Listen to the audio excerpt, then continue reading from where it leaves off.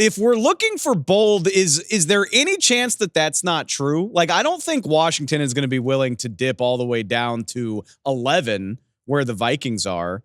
But, we've talked about the New York Giants. We've talked about potential surprise suitors.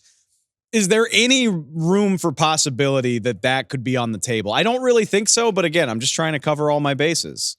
Well, like the idea that they had a group visit, if you will, almost like a recruiting weekend in college football and brought them all in. To me, again, it could just be covering all their bases, but to me, it brought the idea that maybe there's more than one that they like there. And if so, they're not a one player away team at 2. So I like the idea of if there is just a massive offer, if the Vikings want the second guy off the board and they're offering 11 and 23 and next year's 1 and a 2 or something like that, I do think that would carry some weight with Washington. I think they know they could. You think about what Arizona did last year, where you trade down and then you trade back up, maybe to 6. If they're cool with the third or the fourth quarterback in that group, they should trade down because you're going to get a lot for that number 2 pick. Whether it's Daniels, whether it's Maye, whoever they're high on, you can ransom a pick. Teams never give up more than in overspending to get a quarterback at the top of a draft when they need one. Washington does have as much big time ammo as anybody in this year's draft. That would be, I think, ultimately why I don't think this happens is because it eventually, like, I think there's a point where you get too cute, like if you like a guy enough that you would trade back up to take him at 4 instead of 2, just take that guy at 2. I don't think you need to. Not where you want to skimp. That's the thing. If you were at 2 and you're a team that's kind of needed quarterback answered for a while, for you not to take the best option available, at least you're not actively trading up, but at least take the guy at 2, especially with new ownership, new coaching, new everything there. You do run the risk if you trade down of the guy you trade down from being the guy you should have taken in the first place that ends up being the star in this group. Let's stick with the obvious storyline. And I mean, when there's this many draftable quarterbacks at the top of the draft, you're going to wind up talking a lot of quarterback.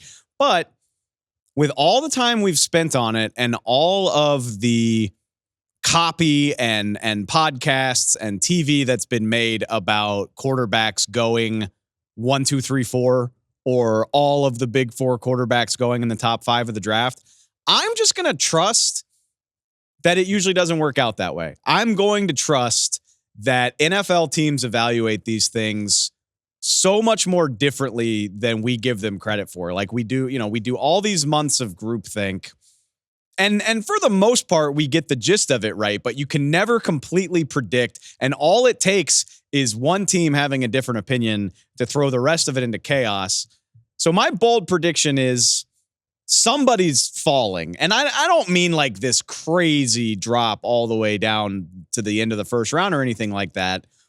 But somebody's going to fall past 5, maybe even into like the 8 to 10 range, just because the way these teams grade players is so vastly different than what we give it credit for. So I'm banking that when it's all said and done Thursday, let's say it's Jayden Daniels. Let's say if the Commanders opt for Drake Maye at number 2 overall, now you're talking about trade offers for McCarthy. You're talking about varying levels of need, how teams evaluate different guys. And I'm not going to be surprised if a Jayden Daniels or a McCarthy is there at like pick 6 or pick 8. It usually works that way. I can think back to 2021.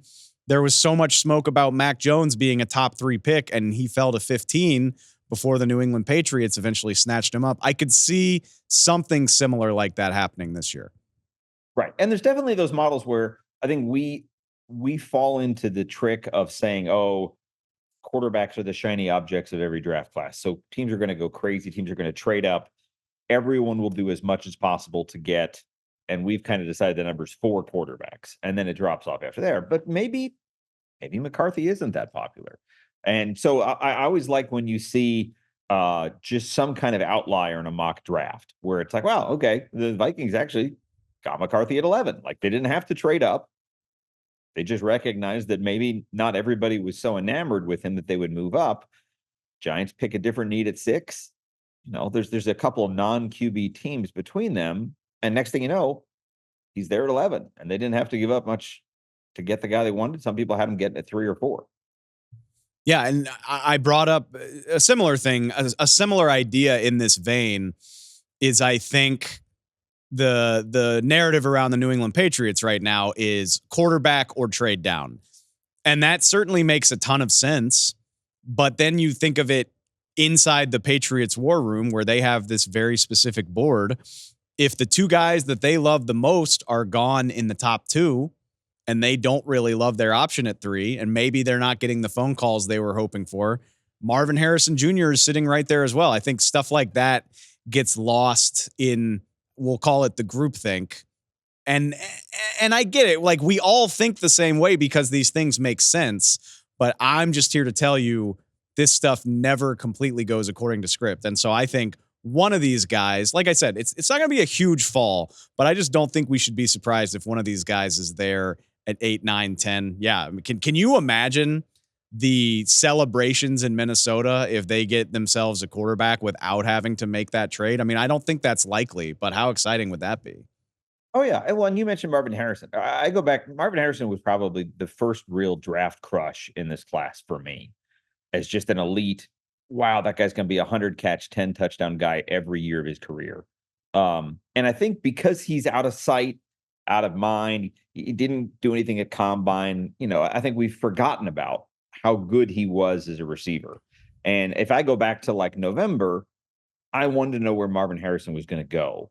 And I don't even know that I thought of all these quarterbacks as being elite top 5. Everybody knew Caleb would be, but wasn't necessarily sold on Maye. Certainly not as much on McCarthy. I definitely like Daniels, but I'm intrigued now. When I think about what's going to be fun to watch, I'm curious to see where Marvin Harrison goes. Maybe even more than the quarterbacks at the top.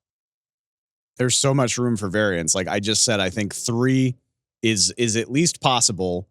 And then depending on what does happen with the quarterbacks, I can at least imagine him falling as low as 5. It's hard to imagine he gets farther than 5. Yeah. It's hard to imagine he gets past 5 though, just because I think he is the talent that somebody would be willing to come up for if he did slip to, let's say, 5, maybe 6. But yeah, I get, like, you can't take this stuff for granted, I guess is the point.